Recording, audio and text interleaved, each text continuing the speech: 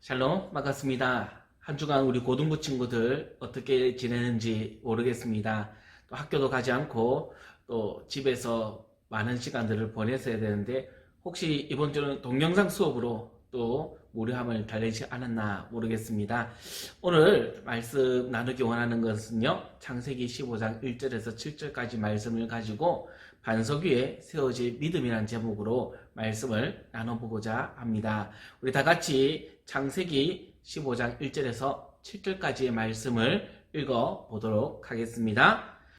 이후에 여호와의 말씀이 환상 중에 아브라함에게 임하여 이르시되, 아브라함아, 두려워하지 말라. 나는 내 방패요 너의 지극히 큰 상급이니라. 아브라함이 이르되, 주 여호와여, 무엇을 내게 주시려 하나이까? 나는 자식이 없사오니 나의 상속자는 이 다메섹 사람 엘리에셀이니이다. 아브라함이 또 이르되, 주께서 내게 실을 주지 아니하셨으니 내 집에서 길린 자가 내 상속자가 될 것이니이다. 여호와의 말씀이 그에게 임하여 이르시되, 그 사람이 내 상속자가 아니라 내 몸에서 날 자가 내 상속자가 되리라 하시고, 그를 이끌고 밖으로 나가 이르시되, 하루를 우러러 무뼈를 셀 수 있나 보라. 또 그에게 이르시되, 내 자손이 이와 같으리라. 아브라함이 여호와를 믿으니 여호와께서 이를 그의 의로 여기시고, 또 그에게 이르시되, 나는 이 땅을 내게 주어 소유를 삼게 하려고 너를 갈대아인의 우르에서 이끌어낸 여호와니라. 아멘. 오늘 본문의 말씀은 아브라함이 갈대아 우르에서 떠나온 지 10여 년이 지난 시점의 이야기예요. 지난주에 살펴본 대로 지나오면서 조카 롯과 이제 이별을 하고 난 다음에 이제 자기 홀로 남아 있는 상태가 된 것이지요. 하나님의 말씀을 듣고 고향 땅을 떠나온 지 10수년이 지났지만은 아직 아브라함에게는 이렇다 할 자녀가 없었습니다. 나이는 늙었고 자신의 뒤를 이을 아들이 없던 이 아브라함은 속으로 자신의 종인 엘리에셀이 자기를 이을 상속자가 될 것이다 라고 마음을 정하고 있던 때였죠. 그때 하나님께서 아브라함에게 나타납니다. 그러고는 이렇게 말씀하셔요. 두려워하지 말라. 나는 내 방패요 너의 지극히 큰 상급이지라. 하나님을 만난 이 아브라함이 하나님 앞에 다시 물어봐요. 내게 무엇을 주시려고 합니까?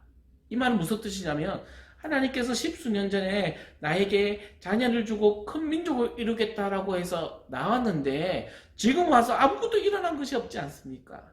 하나님, 그럼에도 불구하고 내 방패요 나의 지극히 큰 상급이라고 하는 것은 도대체 뭐예요? 라고 이야기하는 것이죠. 그때 하나님께서 아브라함을 정확하게 보시고 이야기해요. 내 종 엘리에셀이 상속자가 아니라 내 몸에서 태어나는 그 아이가 상속자가 될 것이다. 그리고 이 아브라함을 데리고 밖으로 나갑니다. 하늘에 있는 별들을 바라보게 하면서 저 숱하게 많은 별들을 셀 수 있는 것과 같이 내 자녀를 내가 주겠다라고 이야기하는 거예요. 오늘 말씀을 보면 알겠지만은 아브라함이 하나님의 말씀을 듣고 순종해서 쫓아 나오는 데는 큰 믿음이 필요했어요. 오늘 하나님께서 아브라함에게 말씀하실 때도 아브라함은 그것을 믿었어요. 그렇기 때문에 성경은 뭐라고 얘기하냐면, 아브라함이 이를 믿음에 의로 여기시고 라고 이야기해 주는 거예요. 근데 실상은 어때요?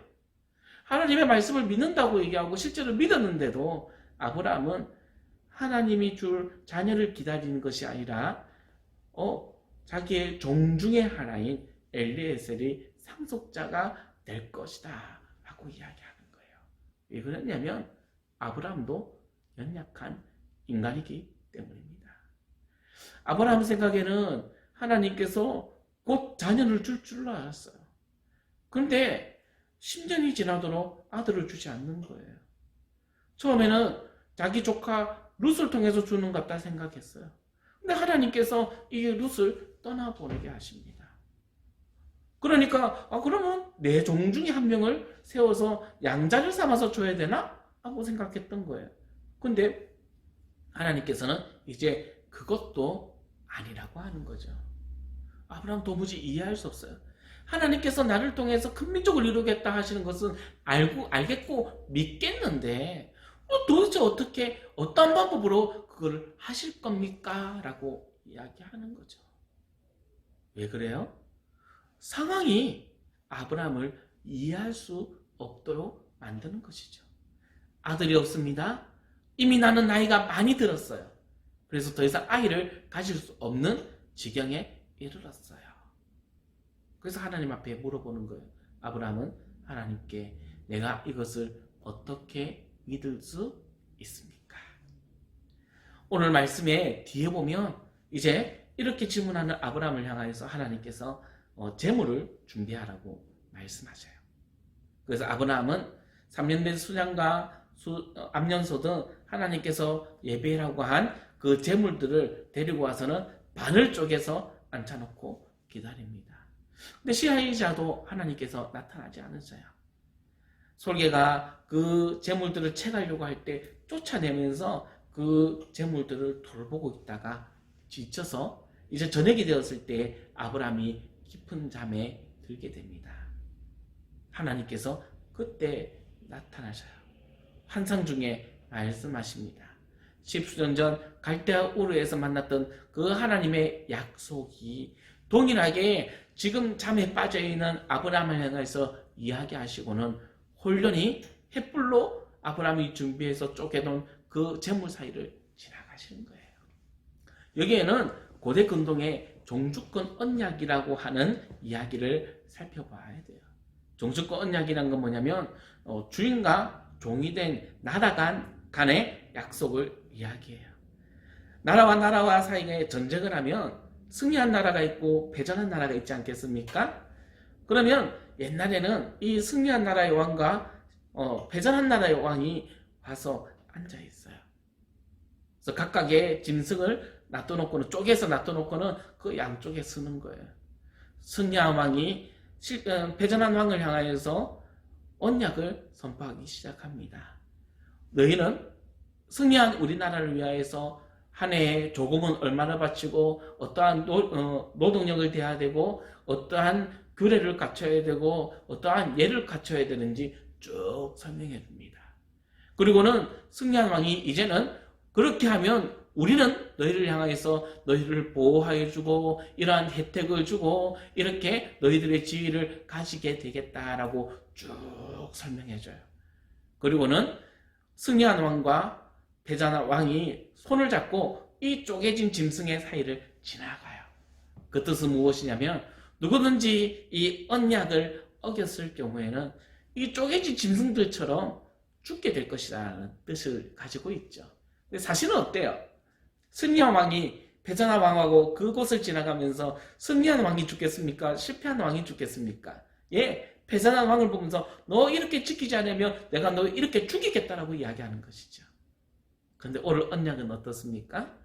아브라함을 깊이 잠재우신 후에 이전에 10년 전에 약속했었던 그 언약을 다시 한번 알려주시고는 하나님 홀로 그 갈라진 짐승들 사이를 지나가는 거예요. 오롯이 내가 이 언약, 아브라함과 맺은 이 언약을 지켜주겠다라는 하나님의 일방적인 약속인 거예요. 무슨 뜻일까요? 아브라함은 인간이에요. 하나님의 말씀을 믿고 의지하여서 갈대아 우르를 떠나 나왔지만은 그가 10년이라는 세월을 지나면서 정말 이거 가능할까? 가능하다면 하나님께서 내 아들을 통해서 주는 것이 아니라 다른 방법을 통해서 주지 않을까?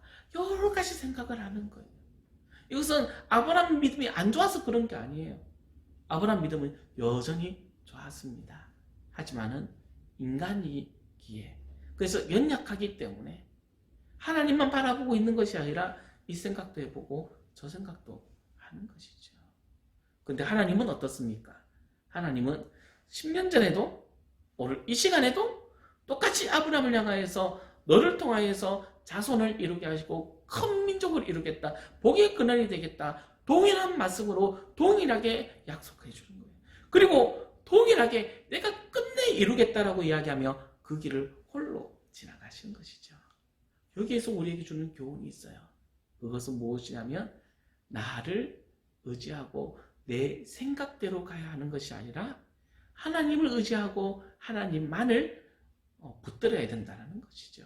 이유는 뭐냐면 인간은 연약하여서 언제든지 실패할 수 있지만 하나님은 인간이 아니시기에 시건치 아니하시고 변개치 아니하시고 실패하지 않으시는 신실한 분이라는 거예요.